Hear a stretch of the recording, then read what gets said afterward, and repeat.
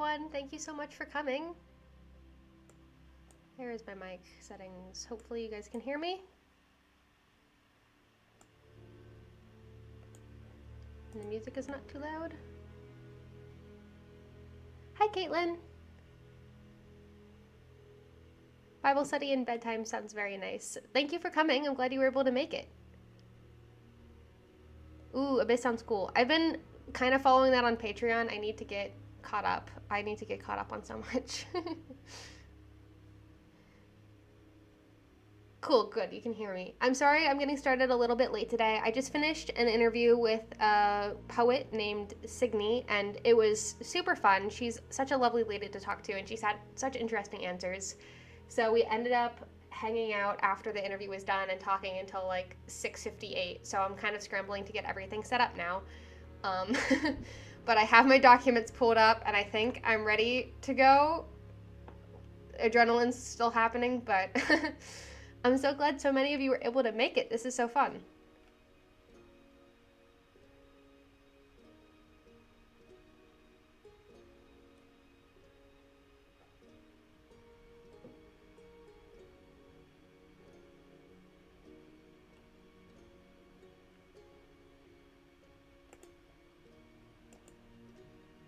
Nope.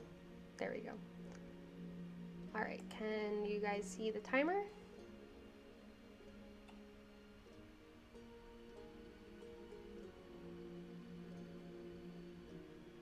I can relate to getting distracted from the normal plot. I do that all the time. Origin story of a god sounds so interesting, though. I love building fantasy religions and pantheons. I am working up today on cleaning up chapter 13 in Runaways. I think I said 14 at some point. I was mistaken. It's chapter 13. But in this chapter, I'm adding a training sequence where the girls get to learn how to fight with weapons, and it's not just montaged through. And this started as Cecilia having yet another existential crisis, and then somehow it turned into me just rambling about medieval weaponry for a page and a half or 2 pages because I think medieval weaponry is cool. And that ramble's staying in because Marco just gets to be a nerd now. So that's my recent getting distracted from the plot. But yeah, Cecilia gets a spear because I think spears are underrated historical weapons, especially if one can fly.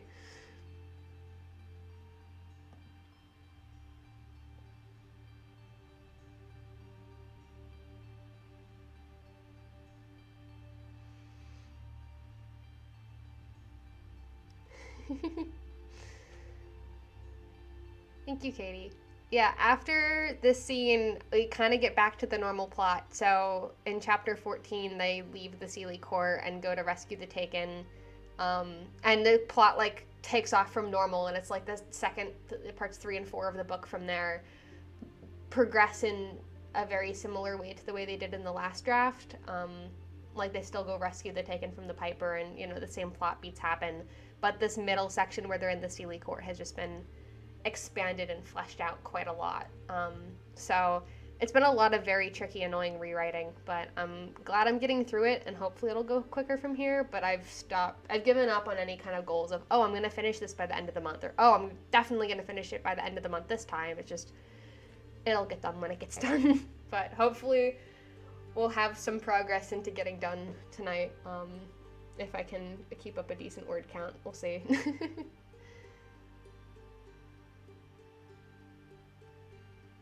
Thank you all so much for coming. Are we ready to get started?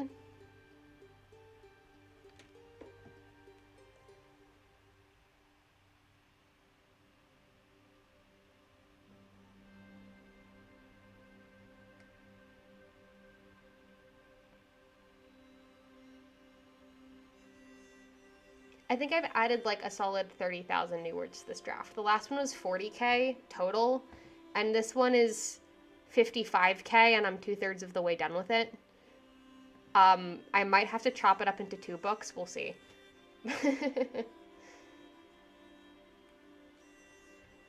All right, if we're ready, I will get started. Happy writing.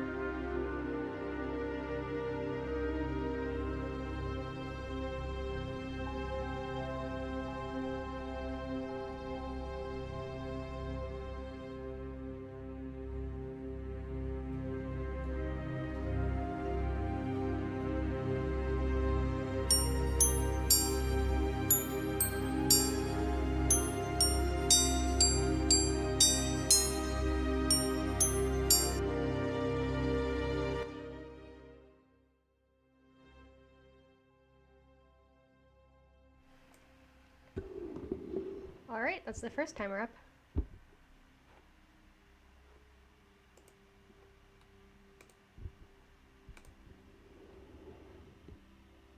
How's everyone doing?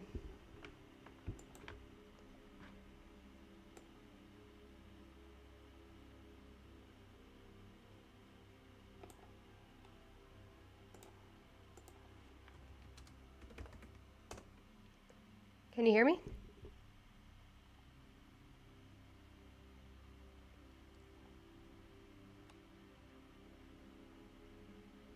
Nice, Katie. Ah, Caitlin, I just saw your last comment. Yeah, 100K is pretty normal for a novel. First, I thought this was going to be a middle grade book, so I was expecting it to be on the shorter side, or like a novella. So I'll make it a novel, and make it as long as it needs to be. But it's, oh good, you can hear me. But yeah, I was expecting this to be like a short, easy project to practice self-publishing on first. And it ceased to be a short, easy project about 2.5 drafts ago, and I'm just making my peace with that.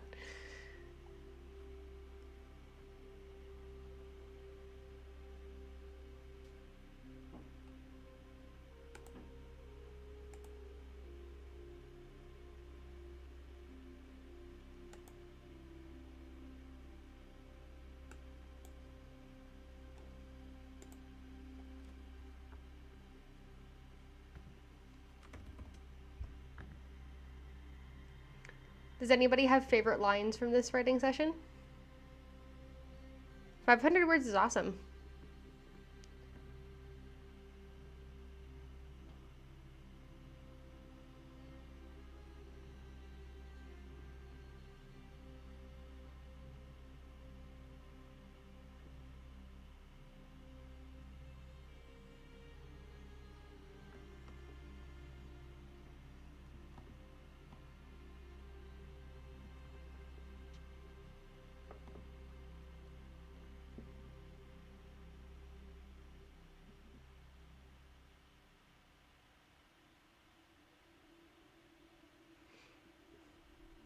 I am also doing some refitting to try and make all of this work. Trying to remap out the character arcs as I've been expanding this middle section has been difficult, so it always takes a little bit of time to get back into the flow of things.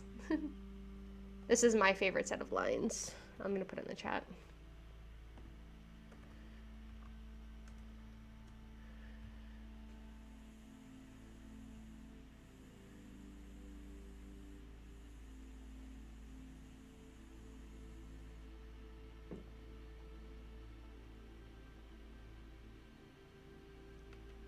This scene is a turning point in Cecilia's arc where she goes from being super petty and bickering with Hannah all of the time to like coming to terms with the fact that she has to face her fears and help Hannah with this quest of going to, you know, fight the Piper and rescue the third, when that's her biggest fear, is going to have to face the Piper again. So this is a big turning point for her, and it's been a lot of fun to write. Oh, I love that line, Caitlin. They would exchange impressions and feelings, sunlight, pain, snatches of humor, fears, and hope. That's so lovely.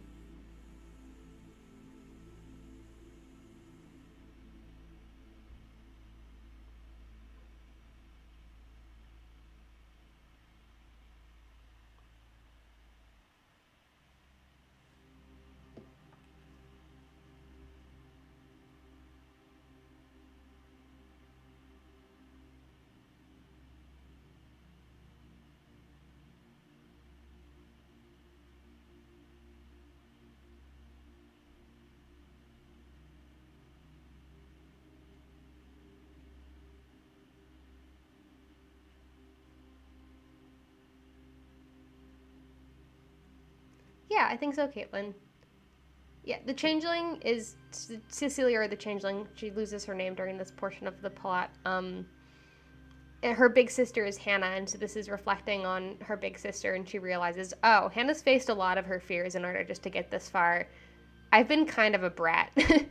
Um, and so writing that from her perspective was really fun because she's been very grouchy and grumbly this entire middle section, and so now she finally gets to like start stepping up and having her character development. Um, these characters are pretty young. They're in their like, I think Hannah's like 14, and Cecilia's like 10 or 12. So they're pretty young and can act pretty bratty because they're kids. Um, but I think showing their character development is a lot of fun, and showing how they get to grow up and learn how to be good people.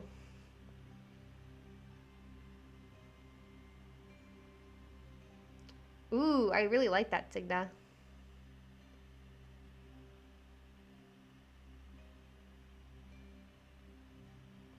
Dragons are a fun part of any plot. And the Wisdom Giver sounds like such a fascinating character that just makes me want to read more. 506 words is really great too. You guys always outpace me in these. It's really funny.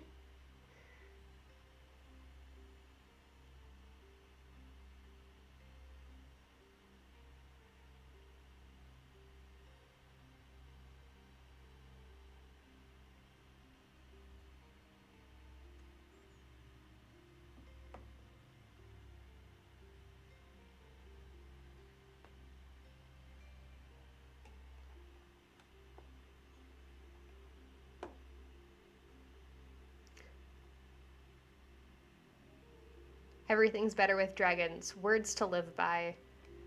I've not yet figured out a way to work dragons into runaways, but it's something that needs to get built into the world building.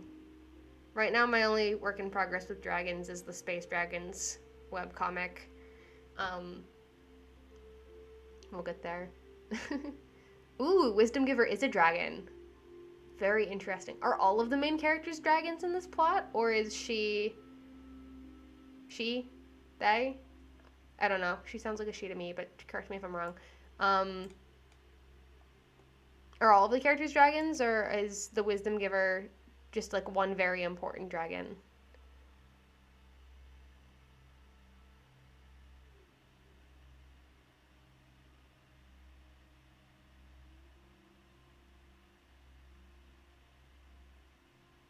Hannah does deserve it. I mean, Kit Kat is kind of a menace. I saw a post on Tumblr the other day, and it was a cute picture of a weasel with dragon wings, and I was like, if I gave Kit Kat dragon wings, he would be the most insufferable little creature in the entire forest, and I think he deserves it, honestly. Wisdom Giver. Okay, thank you for correcting me. Very cool. That's really interesting about etymology of magic users. Like, I know there's wise men and magi, and turns into like mage. But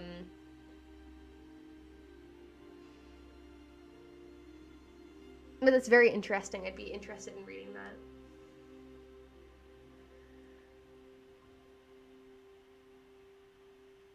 Oh, cool. Your world building sounds so interesting.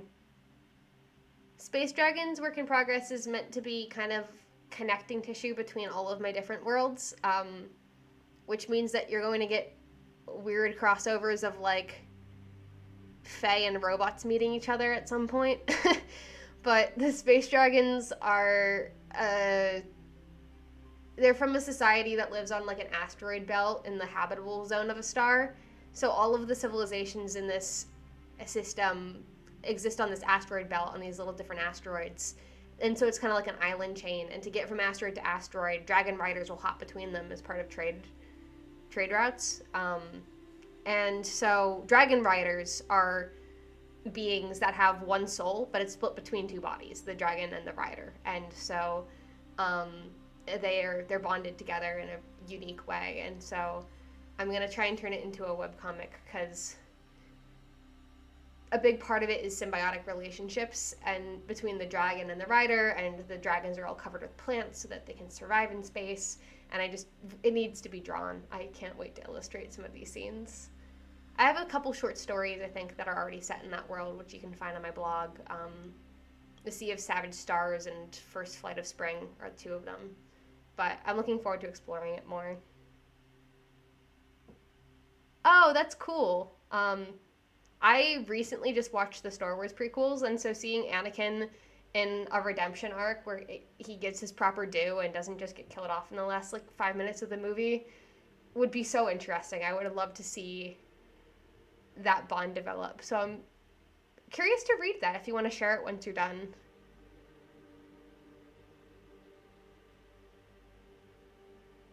I think a Vader Anakin redemption arc would be so cool to explore, and I have so many thoughts about the Star Wars franchise.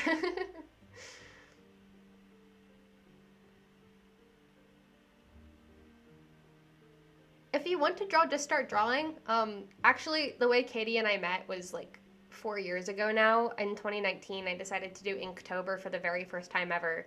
And I was basically just, each prompt, I would draw a different illustration from my current project at the time, which is Storge. And so I was illustrating different characters and scenes from that book and talking about it. But I had never drawn before in my life. And they were these awful, awful stick figures that they're just so terrible, cringing looking back at them. But Katie and my other best writer friend Quinn were like two of the people who showed up to my teeny tiny little blog with my really awful little pictures and were like, oh wow, this is so good, keep going, I want to learn more about it, and sent me asks and stuff. And I'm like, oh, friends. And so that's how we got to know each other, and that's how I got involved on Right Blur. So that was kind of the start of it all, was just jumping into Inktober and trying to teach myself how to draw despite being absolute shit at it. So, and I've come a really long way. I've been drawing for 4 years now, I guess, which is crazy to think about. And I do markers and digital art, and I just got a bunch of inks from Venice when I was abroad, and I'm going to start learning how to ink things, and I'm so excited. It has been 4 years. I cannot believe that I only joined Tumblr right after the end of high school, but yeah, I've been on here for 4 years, which is insane.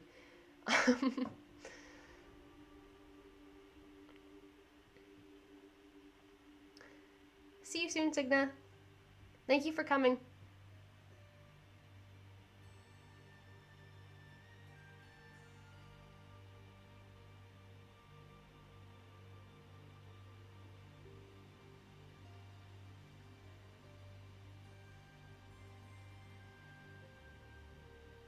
And thank you for the kind words, Katie. I really appreciate you and Quinn like taking the time to talk to me, because I was so nervous. I didn't have any social media before I joined Tumblr. Like, it wasn't allowed in my house. And my entire thought process with joining Tumblr specifically was, I was like, this is a dead platform. If everything I do on here crashes and burns, I can just delete my account and disappear into the abyss, and nobody will be the wiser. And I'm so glad that Tumblr turned out not to be dead, because the Right Blur community is so lovely. But I was terrified of social media at the time, so I'm very glad that I joined up and met all of these lovely people. If you had told me 4 years ago that I was going to be running write-ins, I would have laughed in your face.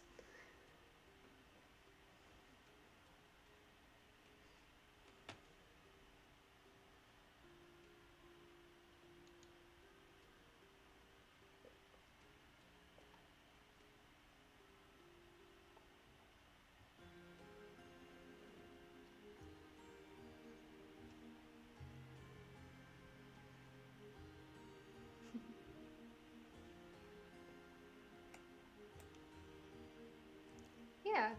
I know we're losing Signa for a bit, but if we want to get another sprint done, they're only 25 minutes, so they can rejoin whenever they're ready. But is everyone ready to do another sprint?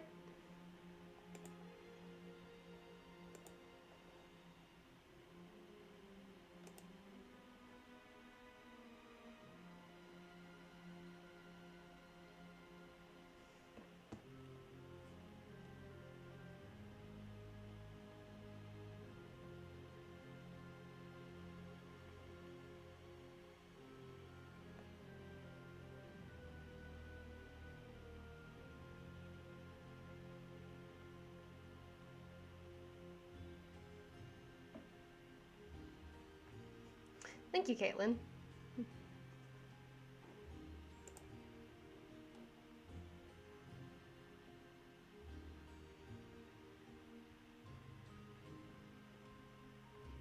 All right, I think we're ready to go, so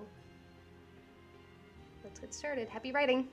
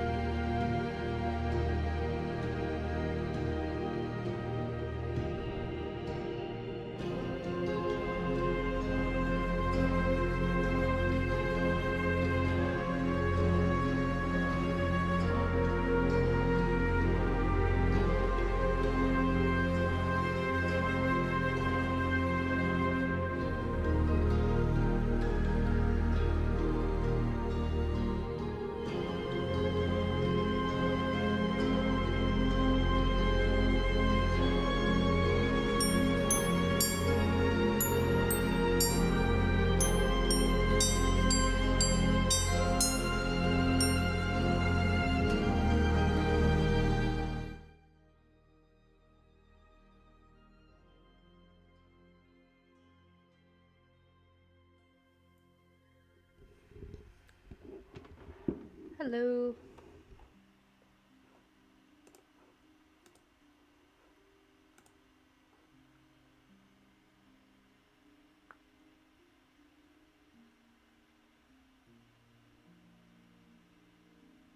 Oh, sorry, Caitlin. I didn't see this.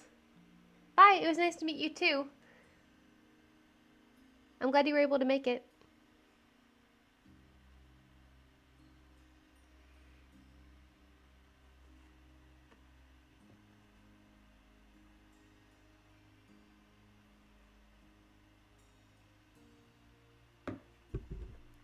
$689 is really good. I don't think I took an official word count this time, but I did finish chapter 13, which is what I was trying to do. So I am quite pleased with that. I think I did like 177 words in this chapter, and then I went back to an old chapter just to kind of read through it. So I didn't get that many words done, but I am going to start working on chapter 14 next, since I still have more time this evening, and I'm very pleased that this is going as well as it is.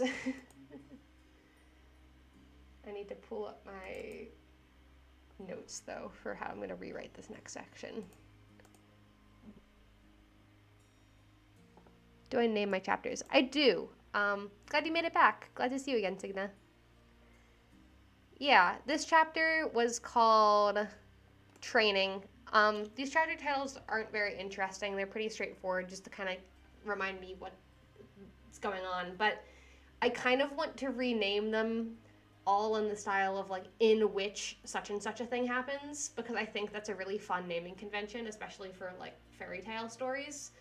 And I also think naming chapter titles very funny, humorous things when the actual content of the chapters is fairly dark is really entertaining, at least to me. So in my old work in progress storage, I had things like addle-headed plans, you really ought to listen to your mother, and like Fall Out Boy lyrics, like I'll check in tomorrow if I don't wake up dead, and like things like that, just because I thought it was really funny.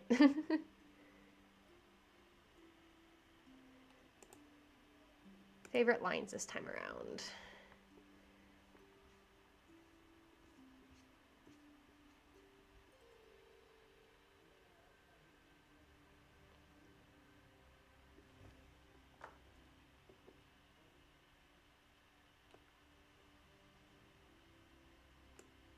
Here's one.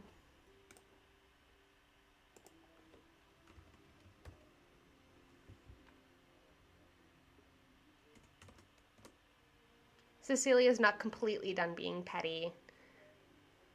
Sorry, Katie.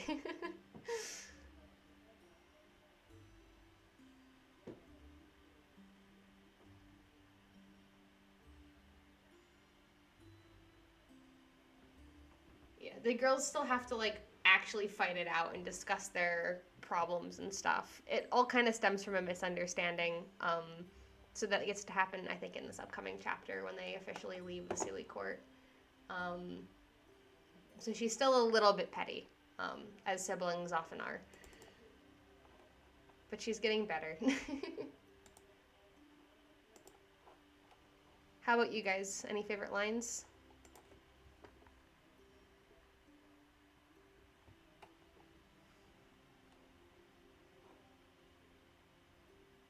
Oh wait, the next one's actually a test chapter, and then it's the chapter where they get to leave and make up.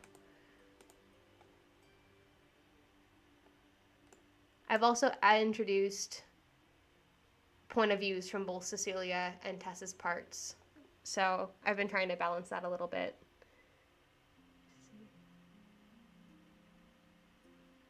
A raging war and no healers worth their salt. That's really cool.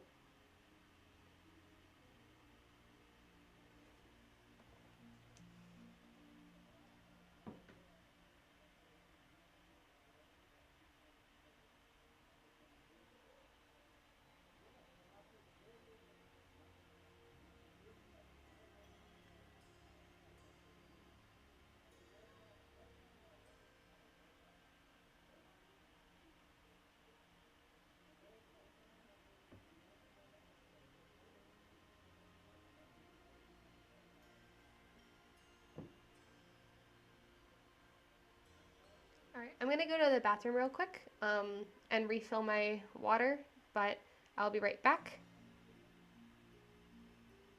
Oh, there's only one point of view in Abyss. That makes it a lot simpler, I think. But I'm excited to see. I'm excited to see how it turns out. Yeah, I'll be right back, and then we can start again. I'm gonna turn up the music in the meantime.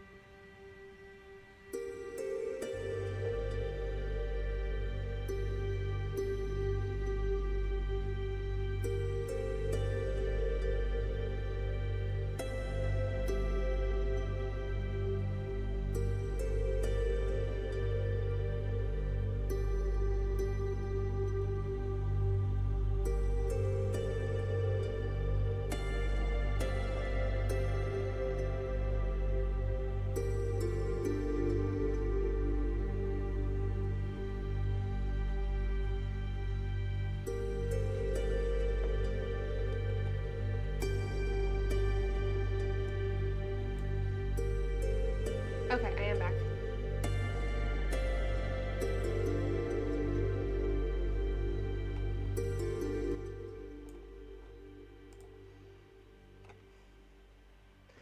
I'm just going to catch up on the chat.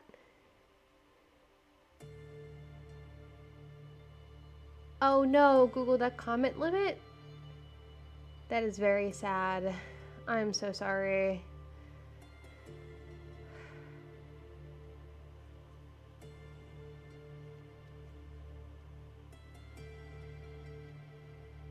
That's so frustrating.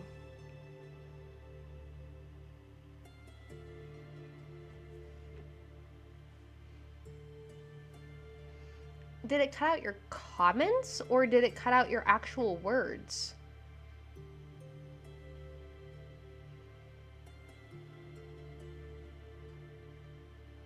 I mean, either way, that's still frustrating, but I didn't realize that comments had a word count limit. That's kind of bizarre. I use comments religiously, so if I were to use them, that would be devastating.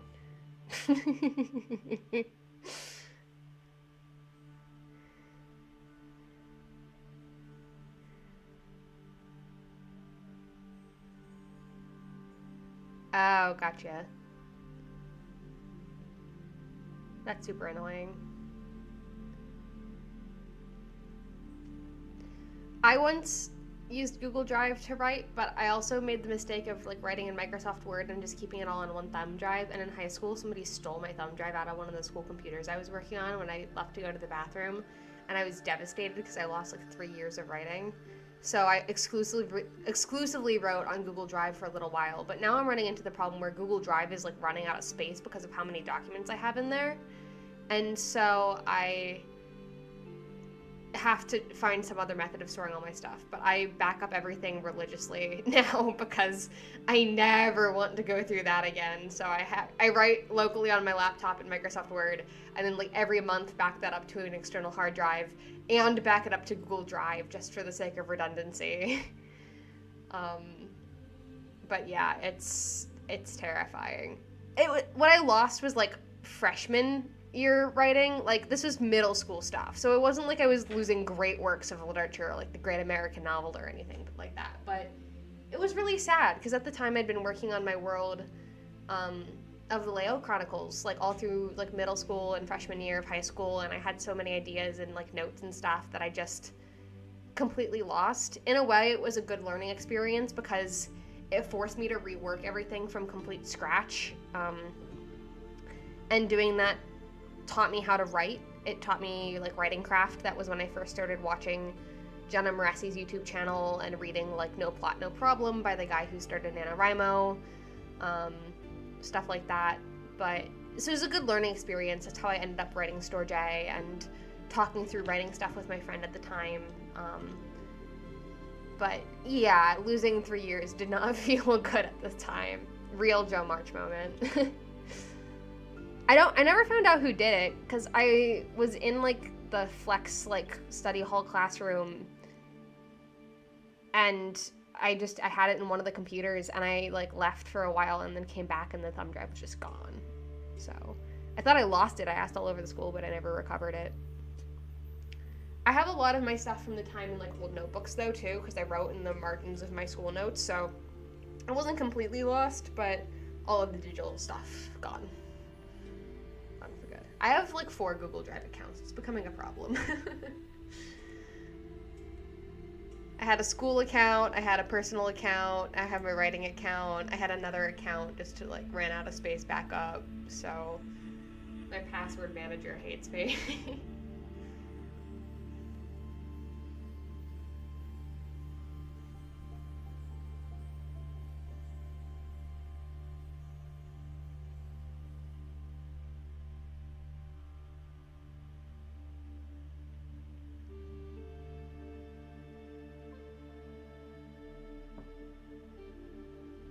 This is why I post reminders on Tumblr fairly regularly, being like, hey, back up your crap, back up your stuff, back up all your work, because I have a reminder on my phone to do it like once a month.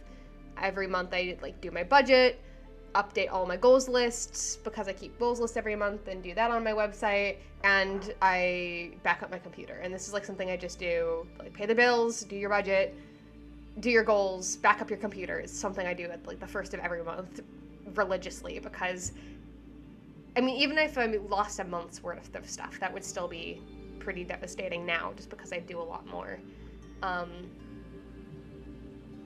But it's still pretty frequent. So that way I'm not losing 3 years.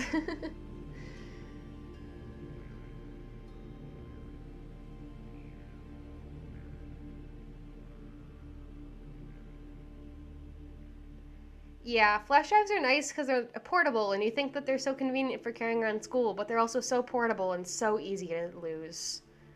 So easy.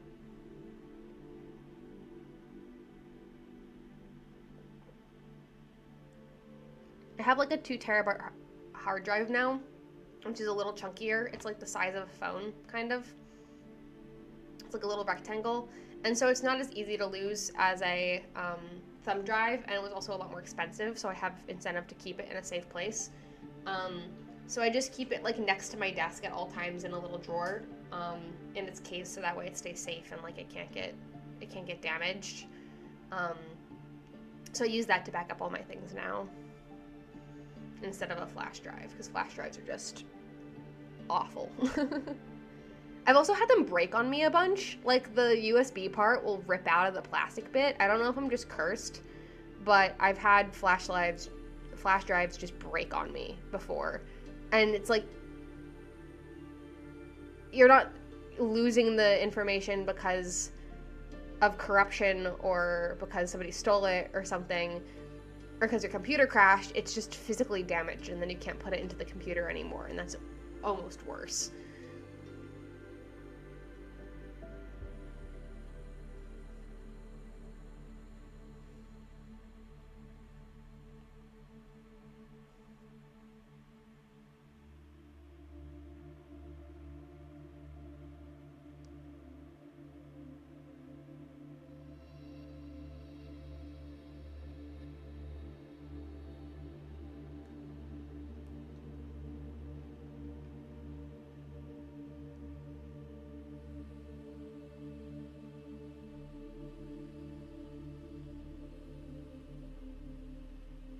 No, that sounds awful, Katie. Yeah, I hope that it doesn't happen to you anytime soon. I hope you're able to find a better way of saving stuff. I feel that.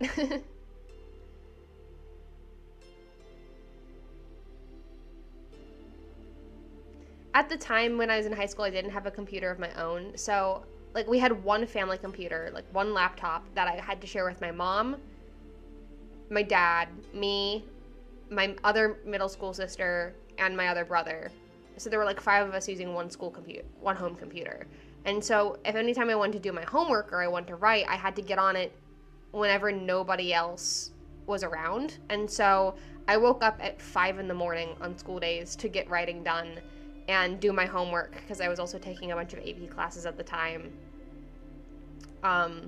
Because that was the only time I could use the computer, and I didn't save the files to that computer, I just saved them to the thumb drive. And then at school, we had computers to use in the library and in, like, the gifted classroom where I had my study hall. And so I would just, go from computer to computer and, plug in my thumb drive and work that way. And it was like my own little hard drive that I kept all of my work on, because I didn't want to keep all my writing on my school, like, Google Drive account. And so that's why that happened. And then, like, a year or 2 later, I just bought my own computer because I got sick of waking up at 5 in the morning to share with my family. Oh, emailing yourself finished chapters. That's really smart. I should do that. You can never have too many backups.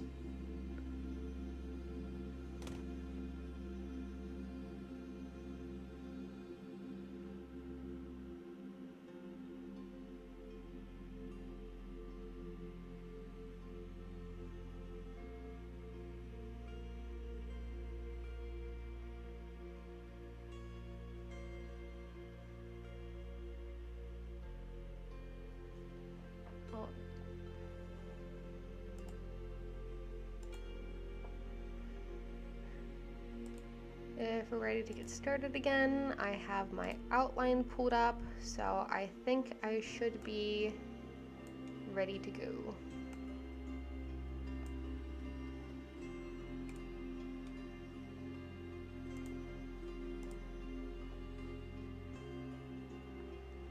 This time I am going to write down what my word count is ahead of time.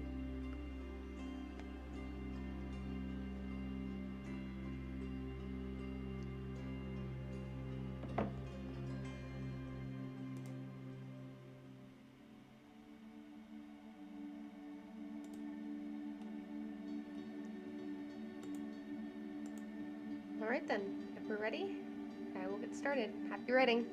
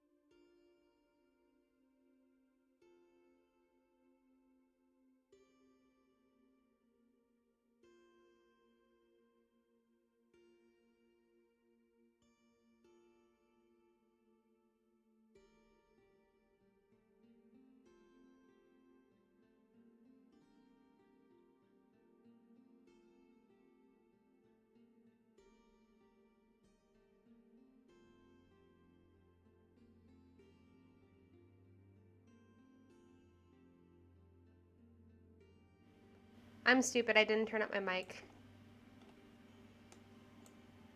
Can you hear me now?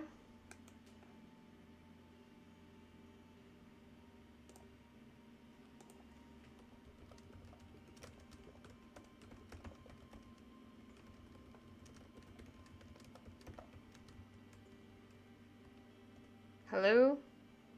Hello? Okay, good. I forget what I was saying. I'm a paragraph into the new chapter. I didn't write the whole time. I went back to reread chapter 9, which is the Taken's point of view. Okay, good. Glad you can hear me.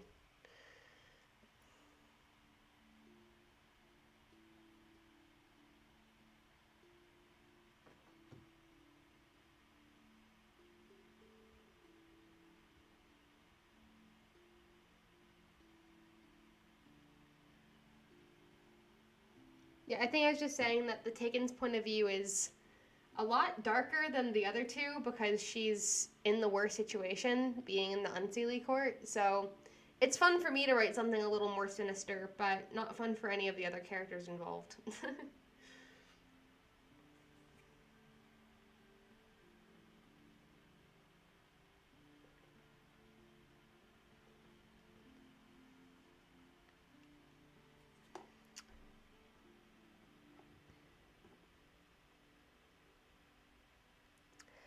Yeah, I was just rereading the one chapter. She only has a couple of chapters of POV throughout the middle of the book. Um, it's kind of staggered so that Hannah gets the first 5 chapters all to herself. And then the Taken gets a short chapter. And then she and Cecilia kind of trade it, like, 1 for Cecilia, 2 for Hannah throughout the middle portion of the book. And then as they're entering the Unseelie court, the Taken starts to show up more. So the third act has a lot more of all 3 sisters sharing it equally.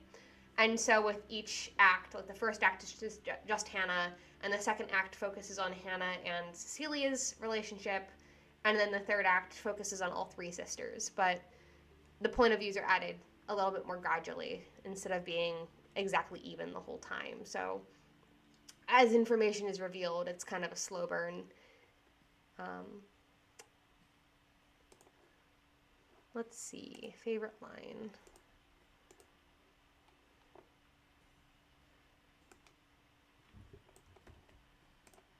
Here is one.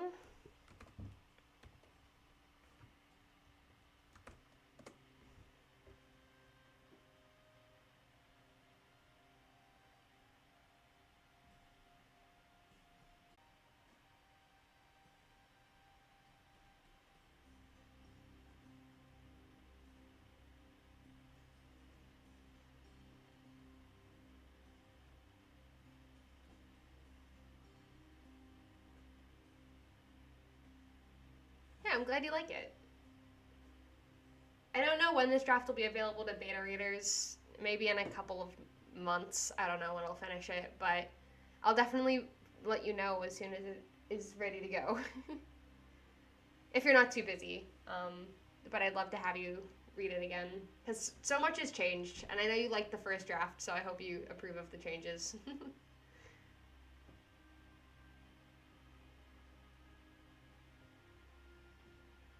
Any favorite lines from you, Katie and Signa?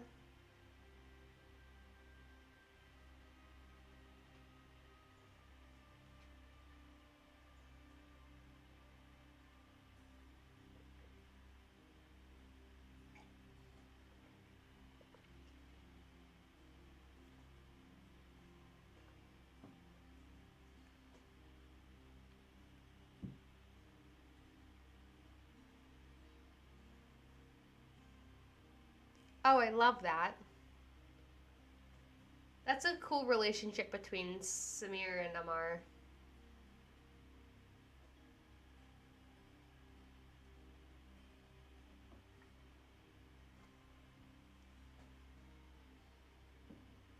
It seems like they're very supportive of each other.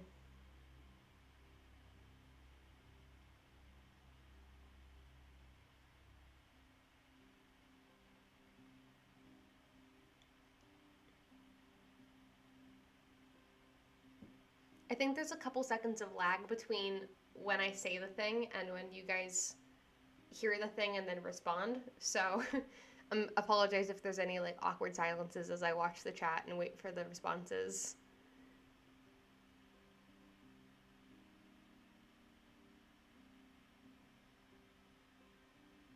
Ooh, that's a great line.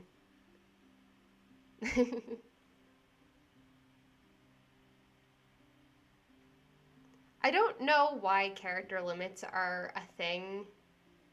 I guess it's to keep people from spamming. I wonder if there's like a back end computer science reason for that. I'll have to ask my roommate about that. Oh, that's such a lovely theme.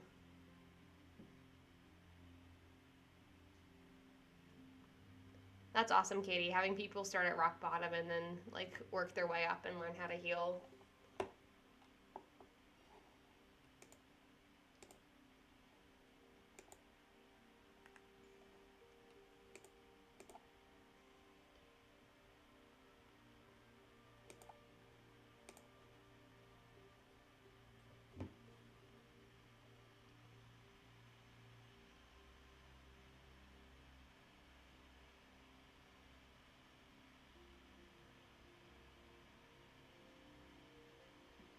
Oh, wow.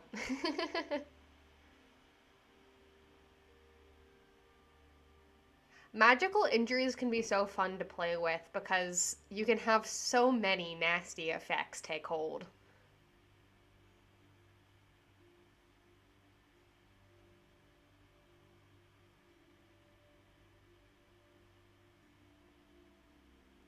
Oh, that's interesting, Katie. I'm not super up to date on the premise of Abyss. So is the kingdom that died 3,000 years ago like immortal, or is he like a descendant of the last refugee? That's super interesting.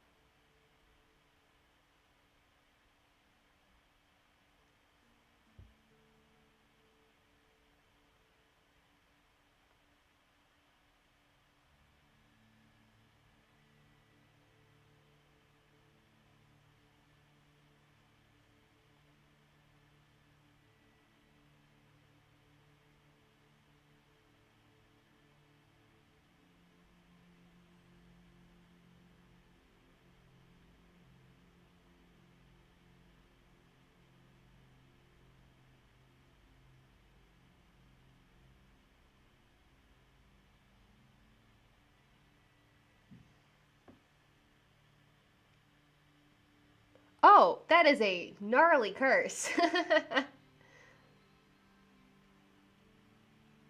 The magic injury is also extremely nasty. Oh, that's so cool.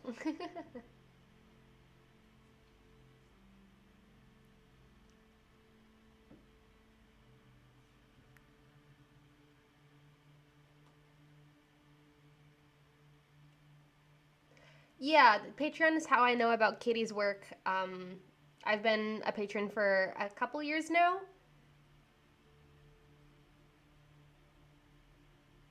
But we're friends on Tumblr too. She's at Abalone.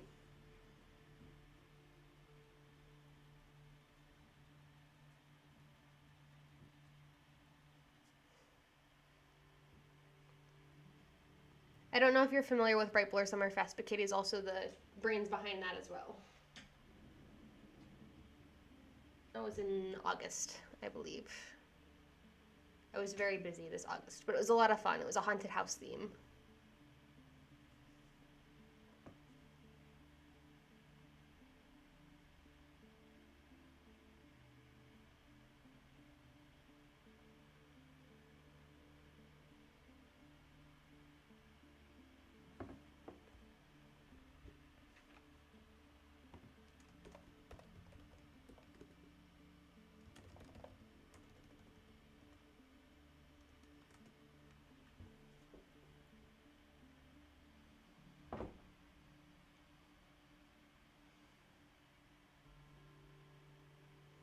Yeah. Another book that Katie wrote is Howl, which is a werewolf story, and it follows three brothers dealing with the fact that one of them got bit. Yeah, I just saw you on Tumblr. I think I followed you back. But yeah, it's a really, really good book. It's one of the neatest takes I've seen on werewolves in a while. There's a scene where they finally realize what's going on, um, and realize what they have to do to fix it. That's just chilling, and I really love it. And we did an interview a couple months ago, I think. So on this YouTube channel, when I don't do live streams, I do author interviews, and so I talked to Katie, because asking my friends for interviews is easy and very fun, and then we get to talk about the stories. And then once the interview is done, chat for another hour or so, just rambling about all the spoilery things I couldn't put into the interview.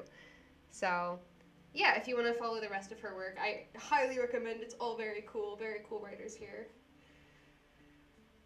I'm super looking forward to checking out the rest of your stuff too, Signa.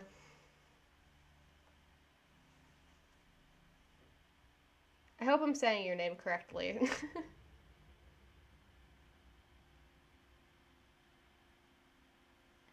And you're from the Inklings group, right? Yes. I remember us talking over Discord.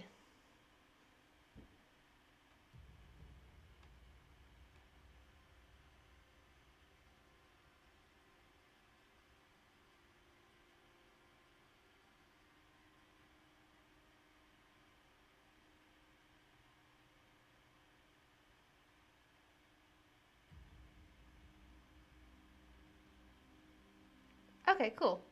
Nice to meet you, Ellie.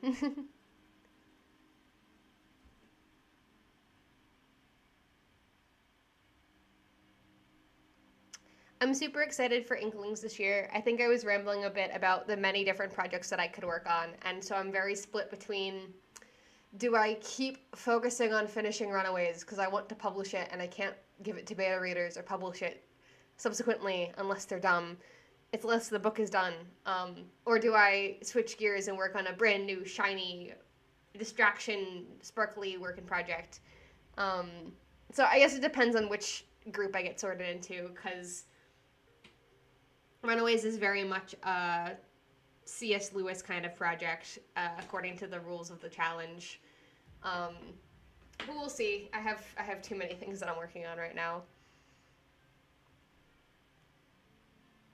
Katie, I don't know if you know what the Inklings Challenge is, but it's a month-long challenge run by a group of Christians on Tumblr to write stories that focus on Christian themes. And so this year it's the works of mercy, like give food to the hungry, give drink to the thirsty, clothe the naked, visit the imprisoned, shelter the homeless, visit the sick, and burying the dead, and things like that. And at the beginning of the month, groups are sorted into 3 different teams, either C.S. Lewis or Tolkien or Chesterton, and there's different themes for each of them. So C.S. Lewis is like portal fantasy, and Tolkien is like secondary worlds, like, you know, set in Middle Earth or set in Laok or something. And Chesterton is like all of the mythological, fantastical things intrude onto our world, and the normal people have to deal with them, and they're sci-fi equivalents to all of these. So, yeah, I participated in it for a couple years, and it's always a lot of fun.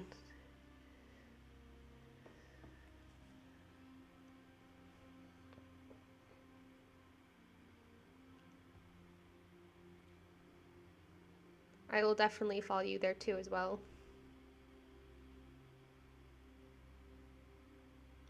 Signa's a really cool username, by the way.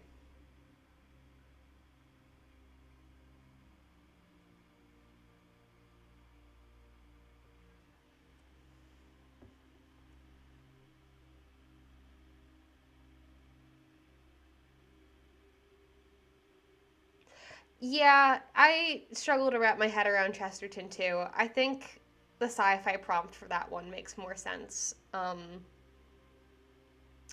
I think I was Chesterton last year, and so I wrote a story called To Light or to Guard, and it was about these kids that went exploring in a bog on looking for like bodies or some bog bodies or something on Halloween, and then monsters rise up out of the bogs to get them, and the main protagonist like runs away and has to get rescued by her guardian angel, who like appears and is like, "Follow me, please get out of here," and then disappears suddenly at the very end as soon as her charge is safe, and the guardian angel has to like keep an eye on her. So it's written like a horror story, but it's from the point of view of the final girl who gets out, thanks to the intervention of her guardian angel. It was a lot of fun, and I think the year before that I did a Runaways story, where it was like about the wild hunt and the unseelie wild hunt, snatching people away from their homes. So those are both on my blog, back somewhere in the archives.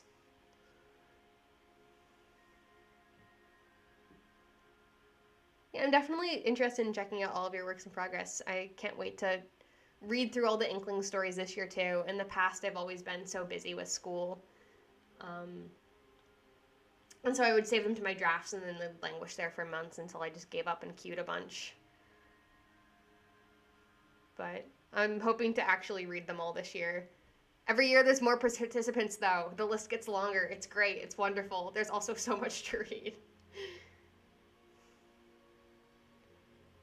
Yeah, Runaways is all Fae lore. I've been talking about it this whole time. I don't think I ever actually explained the plot. But it's a girl trying to rescue her sister from the Fae, and then she gets to the Fae world and realizes that she's rescued the wrong person. And so they need to go on a new adventure to find the third sister that was taken. And so there's all this politics between, not politics, but like there's a conflict between the Seelie court and the Unseelie court, and there's a bunch of lore about true names and changelings and things like that. So, yeah, this book is just me funneling all of my Fae interests into a work. Oh boy. That is bad, actually. I am so sorry for her. I should go back and find that. That sounds super fun. Well, not fun for the girl, but interesting to read.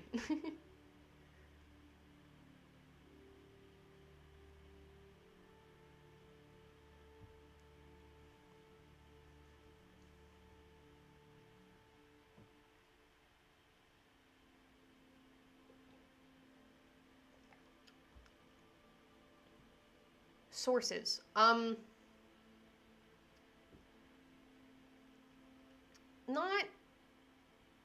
Not really. This isn't super well sourced as far as like historical accuracy goes, because you try to look up Fae myths and historical accuracy, and it's just an endless rabbit hole of people rewriting things without sources. Like, don't get me wrong, Cecily Mary Barker's like Flower Fairy books were my entire childhood. It's all just her being like, I'm gonna invent a fairy for each of these plants that I draw, because I want to be a botanical artist and nobody takes me seriously, and so I'm gonna draw fairies instead. And so it's kind of like a hodgepodge of stuff that I have read, and my own imagination from when I was a kid, and my own adventures in the woods with my sister, and that sort of thing. But my favorite channel for anything mythology related is Overly Sarcastic Productions. I've been following them for years, and it's a two-person team that do mythology and tropes and history and legends and classics summarized. And so Blue is the one who does the history, and his videos are really cool. They've got lots of maps, and they all of their stuff is very well cited. And so they have some good stuff. And then Red is the one who does all the mythology, and she actually draws all of her videos. All the frames are illustrated, and it's really cool. She's gotten really good with time, and so she did a video about the wild hunt for Halloween a couple years ago, which is one of my favorite videos that she's ever done. And that was kind of the inspiration for my One Inkling story. And she's also done a lot of stuff on like Greek and Norse and Egyptian and I think Hindu mythology, Chinese, Japanese. Like, she does miscellaneous myths from all over the world. as well as all the big classics. Like the Iliad, the Odyssey, Shakespeare. She started with Shakespeare, but like their channel has been such an invaluable resource for me doing school over the years, but also it's just really entertaining to watch. I'm a big fan of their stuff. So if I don't know, I go to their YouTube channel first because it's also very entertaining. I mean, it's called Overly Sarcastic Productions, so everything's really funny too. They're not Christian, so I mean, you have to take some of it with a grain of salt, but they're very academic and they do cite their stuff and come at it from a very academic point of view. So you get pretty nuanced takes on a lot of the stuff that I respect. So yeah, I've been a really big fan of their stuff for years. Red also has a bunch of trope talks, which are like breakdowns of different tropes in storytelling with examples of how they work and why don't they work in pieces of bad media and like taking them apart and dissecting them. And so I've learned a lot from her stuff over the years. Just about storytelling craft and like digging through TV tropes. TV Tropes is also a really great website for resources. Hi, Katie. I've been ranting about Overly Sarcastic Productions. Yeah, fairy lore isn't one of the, like, more solidified pieces of lore. Like, I'm also doing a Greek mythology retelling of the Odyssey, but it's in space. And so I actually do have to do my research for that because you can read the Odyssey and, like, there is Greek lore and it's been written down and that was a culture and religion at one point and I want to represent it and also put it in space. And I'm a scientist, and so I can't just put something in space without considering angular velocity and trajectories and stuff like that because I'm a nerd and it's research. But fairies are really ambiguous, so you can get away with making up a lot more because they've always just been a piece of, like, folklore. They've never been part of, like, an official pantheon or anything, so it's hard to offend people if you, like, make up your own fae lore. People assume it's something that you can play with, and so I'm not super fussed about it, but there's, like, a lot of lore there, too. And my own explanations for lore. Like, it's never explained why the fae take changelings, so, like, I came up with my own explanation for that.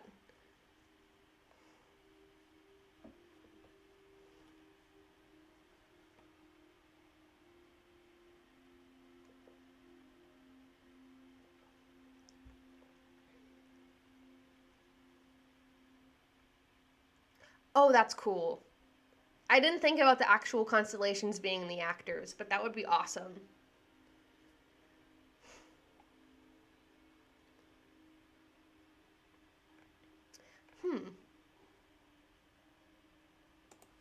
Why can't fae lie? I don't know. I'm gonna look this up now.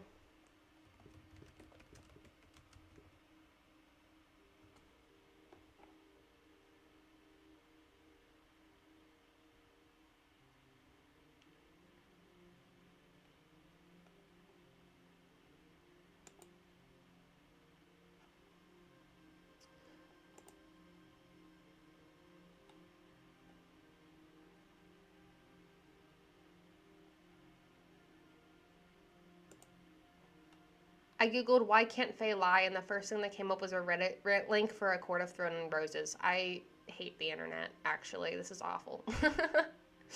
Research is so difficult. I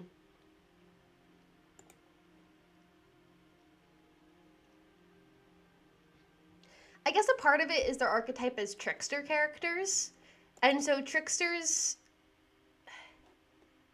and lying, it's like, if you're caught in an outright lie, it's very easy to catch someone in an outright lie. And if you just go out and outright break a promise, then, like, justice will come down on you, because a lot of fae stories were historically very, like, moralistic. Like, fairy stories are meant to teach kids lessons. And so if the lesson is don't lie, or it's wrong to lie, if you outright lie about something, like The Boy Who Cried Wolf, like, the punishment for that is going to be nobody's going to believe you, or you lie about something and then you get caught and then the consequences come down doubly hard. And so if you want your protagonists to be clever but also kind of be good guys, or you want to show just how bad a guy is, You have them be tricky and clever and outsmart their way, honoring the letter but not the spirit of the law. And trickster characters show up in mythology all over the place. Like, you have Loki, you have Hermes, you have like Brer Rabbit. Like, you just have trickster characters all over mythology. And so I wouldn't be surprised if the trickster archetype of those different gods got mapped onto fae and folklore over time. This isn't sourced at all. I'm just rambling, but that would be my best guess. Because another thing is that you can look at sources, but the sources might be from, like, late in the century, and, like, you need to go figure out who the people were who wrote those sources. You can't just take it at face value. Like, the prose Edda, which is where we get most of our Norse mythology, was written by a guy named Snorri post-Christianization, and so it's hard to know anything about the way the Norse mythology actually was before it got Christianized, because Snorri was writing it from a Christian perspective, trying to unite a bunch of different countries under the Christian religion and be like, let's stop fighting with each other, we're all Norsemen. So he had his own perspective, but that's also the earliest look that we have at the Norse religion. It's all we have to go off of. And so, like, it's something to, if you're looking at a historian trying to understand that religion, you know, you have to take that with a grain of salt. But as a Christian, it's interesting to look at that and be like, well, why did these parts of the story survive? And what does that tell us about the people who were writing these stories, and the people who were passing down the stories, and the people who converted from Christianity to Christianity, but still kept these aspects of their culture? I don't know. I think it's really interesting, but it's also such a rabbit hole to go down, and I don't have time for that. But yeah, it's really fun to just, like, brainstorm this stuff and then go off on your own tangent.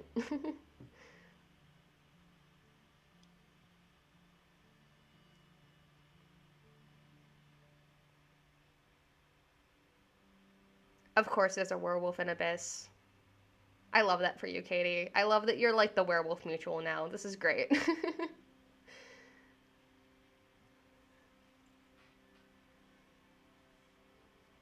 There's an alternate universe out there where I went into mythology and history and got, like, a PhD in that and was just, like, a weird professor forever. But in this universe, I have a day job. I love rambling about this stuff, and you've indulged me for far too long.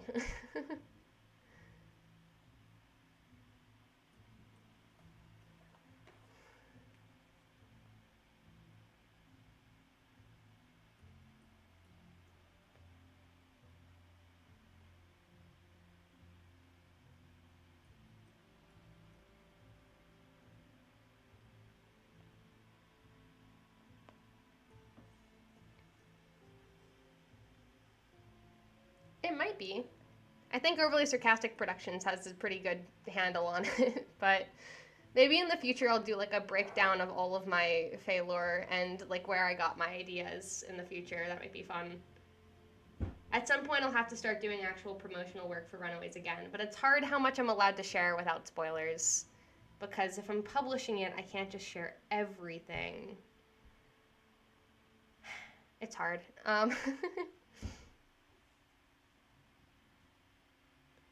But yeah, maybe a video about, like, doing your research as a writer, not going down the rabbit hole, how to find good research, and then where is it a good jumping off point. Might be interesting. I learned how to write from watching YouTube videos like Trope Talks and Overly Sarcastic Productions and Denim Ressi and Hello Future Me. And so it took me an astonishingly long time to start YouTube, since that's what I wanted to do in the first place, but I thought blogging would be easier while I was in college. So making the switch finally is a big step for me.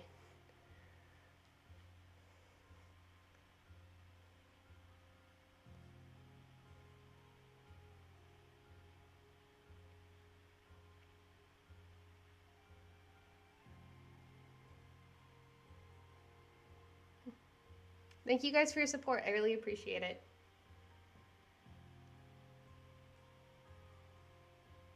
We can do another sprint if you guys are ready. I've just been chatting away here.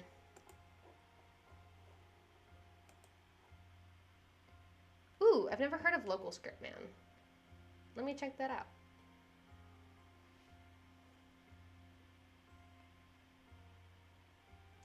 Hello Future Me's videos are so long.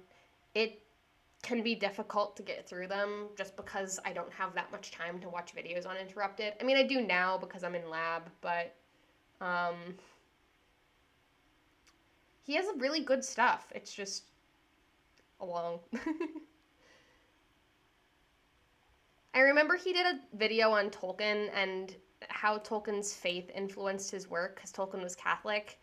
And he actually quoted the Catechism. And in that moment, my respect for him jumped like 10,000 times because I've never, ever, ever seen a video essayist like do research about Christianity or Catholicism and like pull out the Catechism when talking about Tolkien and his work, which is ridiculous because he's like the fantasy writer of time. And nobody talks about his Catholic influences. And so when Hello Future Me did that, I was just astounded. I'm like, yes, you are a channel that I respect. Bye, Katie. Thank you for coming. Sorry, I wanted to fit in one more sprint, but I'm talking so much. But see you later. We can get started now if you want to catch the last one a little bit.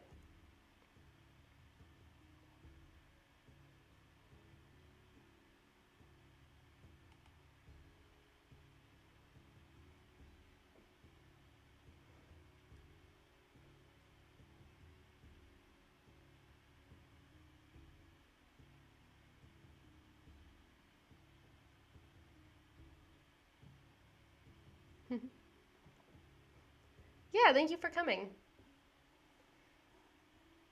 I hope you all have a great night.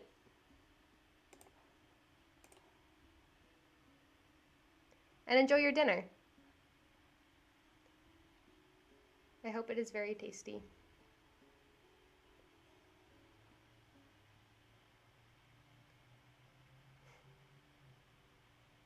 I'm not sure when the next one of these will be, but I will definitely be posting about it when we get there. It'll be sometime the last week of October, probably either the 23rd or the 27th. I've been doing these like Mondays or Fridays depending on how busy I am. But it'll probably be the last week of October sometime for sure.